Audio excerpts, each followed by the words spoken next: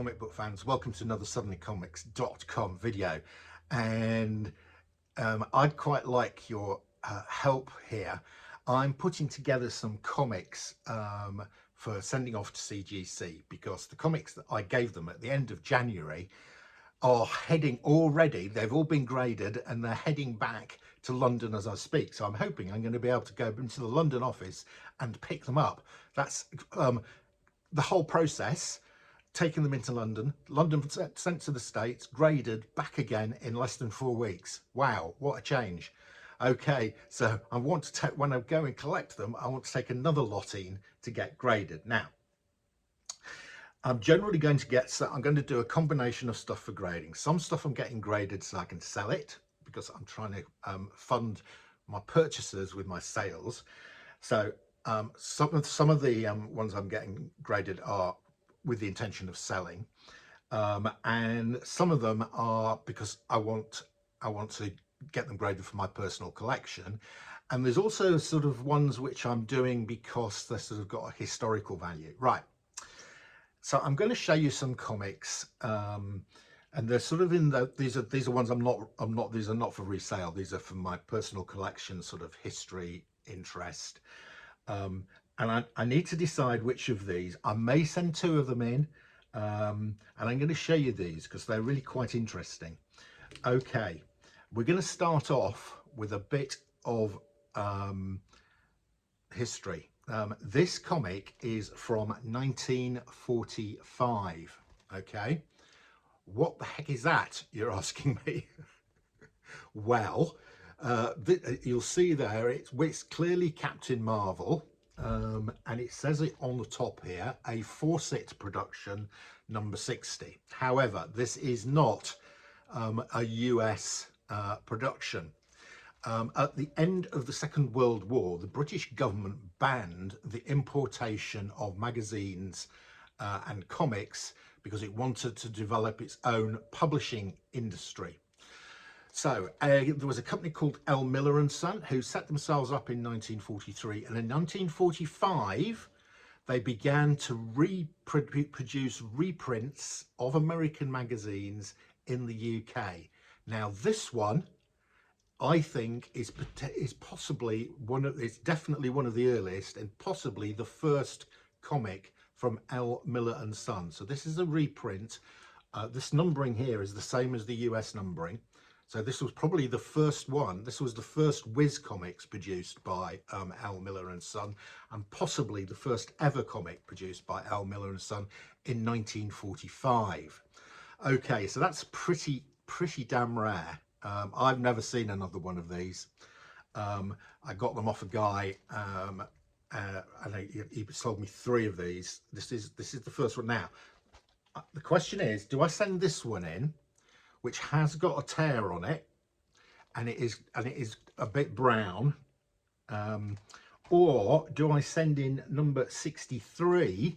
So this is obviously something from the same year. It's from 1945, but it is in better condition. It hasn't, as far as I can see, got any tears on the cover, and it's less browned, so this would probably get a higher grade. Tricky. I don't want to send both those in. I'm probably going to send the one in that's going to get the higher grade. Okay, if I was to choose between those two. But I've got another one here that's also of real interest. Now this is again from L. Miller and Son.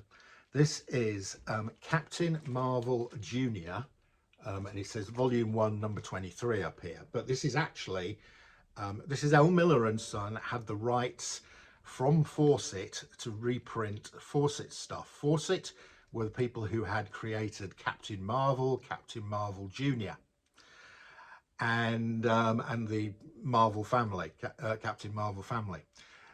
However, over a 10-year period, they were being sued by effectively DC Comics because they said Captain Marvel was too similar to Superman. That went on for 10 or 12 years. At the end of it, national periodicals, I think they were called at the time, won, and Fawcett closed down. This left L. Miller and Son in the UK with a bit of a problem, because this was doing well for them. Captain Marvel sold really well. and Captain Marvel Junior and Wiz Comics and Marvel Family. So they went to a British comic artist called Mick Anglo and said to them, can you do us a Captain Marvel lookalike? And he did, and he created somebody called Marvel Man. Okay. Now this issue is really interesting. This is the last appearance of Captain Marvel Jr. And as you can see here, it says the Captain Marvel Jr. goes back in time to save the man who lived history. And then it goes, the young Marvel Man. So the next issue of this becomes Young Marvel Man. So this is really interesting one. So this is the last issue of Captain Marvel Jr. for L. Miller and Son before it changes to Marvel Man. A bit of comics history. Is that more interesting than the first two? Tricky. I've then got some Alan Class stuff, which is basically interesting because these are really nice early Alan Classes reprinting classic Marvel covers. So this is a reprint of Tales of Suspense 46. This one here is, and these are in really nice condition as well, so this is going to get high grades. This is Secrets of the Unknown, number 115, and it reprints Avengers 64. Fantastic looking cover. This is one of these where the Alan Class cover, in my view, looks better than the original cover, and it's in fantastic condition.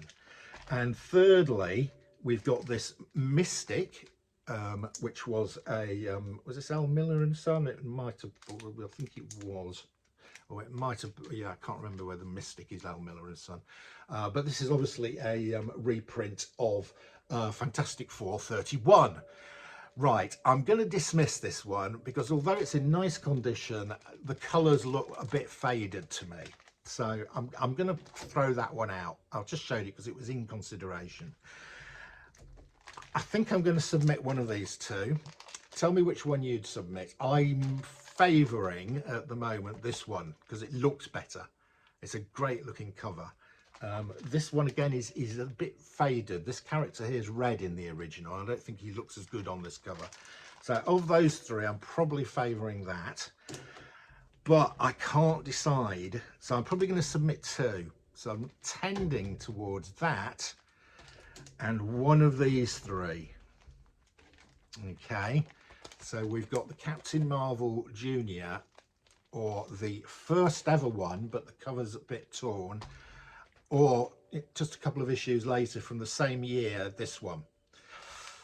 Interested in your views, guys. If you'd like to let me know in the comments below which you think I should send in, I will listen to what you have to say.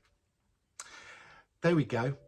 That's your lot. See ya again soon.